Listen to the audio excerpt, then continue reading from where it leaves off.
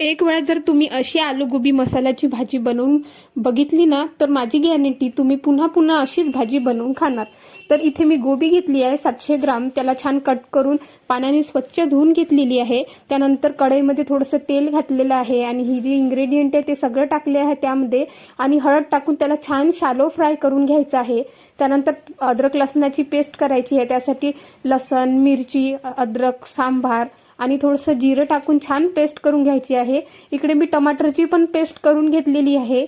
Shallow fry केलेल्या कढईतच थोडंसं तेल घ्यायचं आहे, तेजपान, थोडंसं लसण आणि जिरं आणि मोहरीचा छान तडका देऊन द्यायचा आहे. त्याला छान गोल्डन ब्राऊन होतपर्यंत छान परतून घ्यायचा आहे.